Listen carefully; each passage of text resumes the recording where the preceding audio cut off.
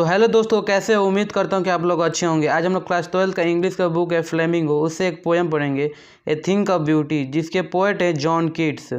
ये पोएम एंडमियोन ए poetic romance, ये एक बड़ा सा पोएम था जिसमें से एक छोटा सा पार्ट निकाल कर दिया गया है। इस पोएम में होता क्या है कि जो पोएट होते हैं वो इमेजिन करते हैं सिंथिया को। सिंथिया कौन होती है? The moon goddess. और इसके ब्यूटी से इतने प्रभावित हो जाते हैं कि वह उसे ढूंढने के लिए निकल जाते हैं। ठीक है। द इंचेंड यूथ, मतलब जो पोएट हैं वह resolve to seek her out, वह उन्हें ढूंढने के लिए निकल जाते हैं और इधर उधर जंगल में भटकते हैं। और उसी के दौरान जो उन्हें एक्सपीरियंस होता है वह इस पोएम में एक्सप्रेस करते हैं। तो चलिए पढ़कर इस पोएम को देखते हैं कि इस पोएम में क्या लिखा है। A think of beauty is a joy forever.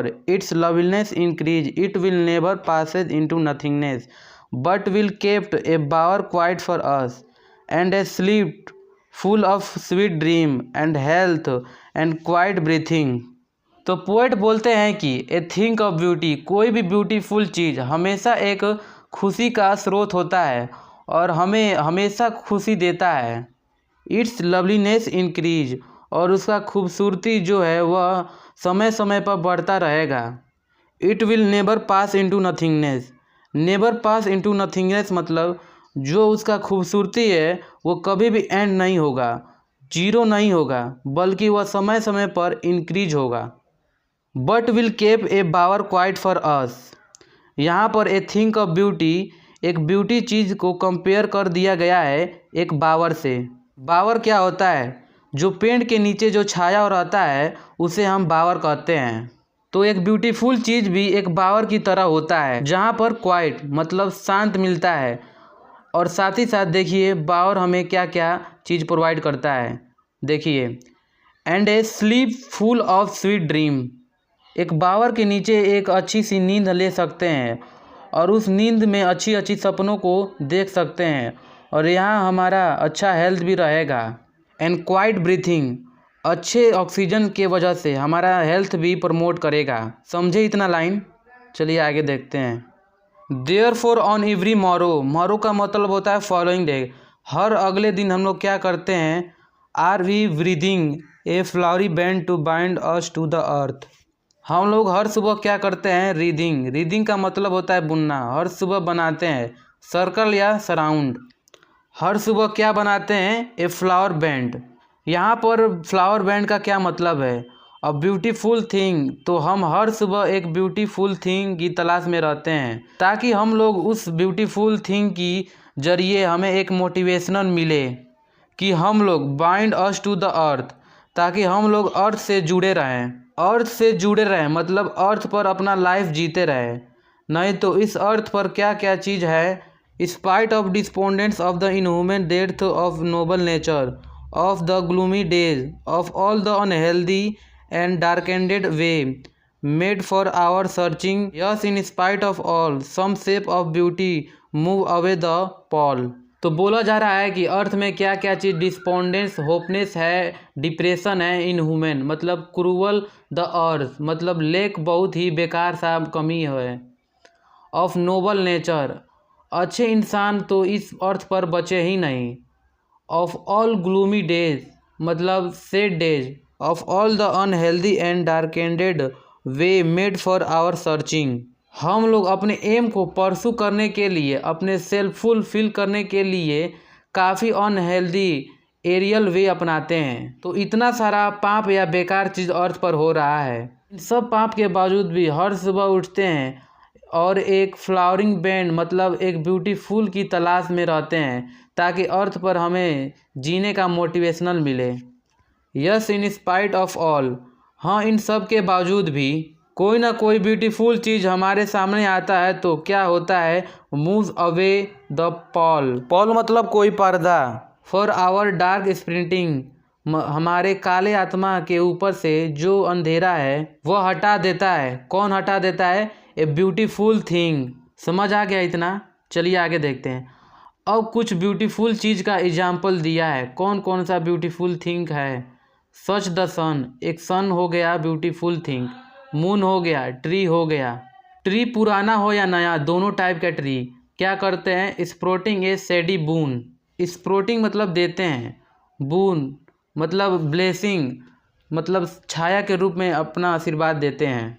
चलिए आगे देखते हैं। फॉर सिंपल शिप, ये जो छाया देते हैं, सिंपल शिप मतलब कॉमन बीइंग, हर आम आदमी के लिए छाया प्रोवाइड करते हैं। तो ट्री भी हो जाएगा ब्यूटीफुल थिंग।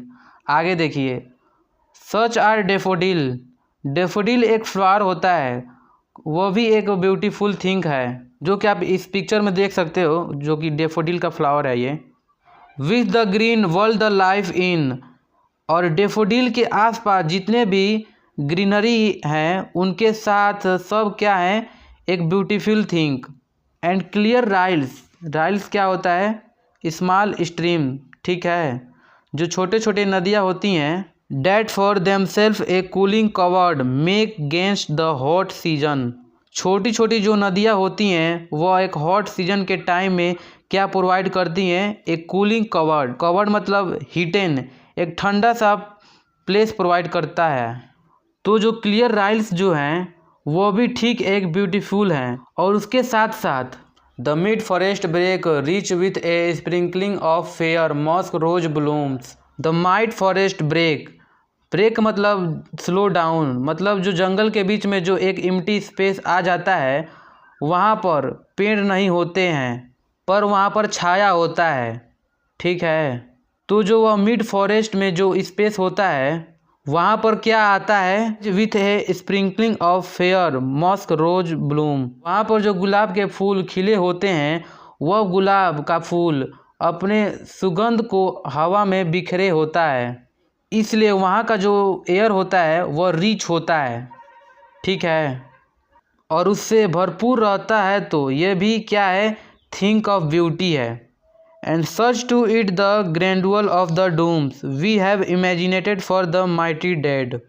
अब इसके साथ साथ एक ब्यूटीफुल थिंग ये भी है, द ग्रैंडियर मतलब बहुत ही भव्य, ऑफ द डूम्स, डूम्स मतलब डेड, जो हम लोग मृत्यु देखते हैं, माइटी डेड मतलब जो हम लोग महान लोगों का डेड देखते हैं, जो हमारे एंसेस्टर थे वह फॉर द मैन काइंड या नोबल कॉज के लिए और कंट्री के लिए अपना जान दे दिए।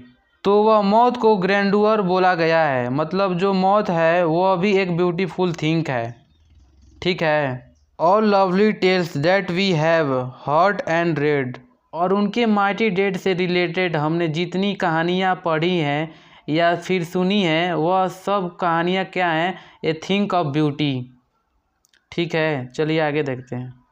An endless fountain of immortal drink. An endless fountain मतलब अनंत सारे ब्यूटी हैं, ऑफ मॉर्टल ड्रिंक मतलब इन सब को ब्यूटी इमॉर्टल कहा गया है। क्योंकि मानो अगर हम लोग इसे देख लेते हैं या इसका मीनिंग समझ लेते हैं तो मानो हम अमर हो जाएं। तो उसी तरह से एंडलेस झरना झर रहा है ऊपर से इन खूबसूरत चीज़ों का जो हमारे ऊपर गिर रहा है स्वर्ग के किनारे से, ठीक है। तो ये बोलकर एंड किया गया है। उम्मीद करता हूँ कि आपको ये समझ में आया होगा। अगर समझ में नहीं आया होगा तो कमेंट में ज़रूर करके बताइएगा। और हाँ, अगर मैंने कोई गलती किया होगा उसको भी कमेंट करना न भूलिएगा। और वीडियो को लाइक कर चैनल को सब्सक्राइब जरूर से कर दीजिएगा। तब तक के लिए बाय बाय।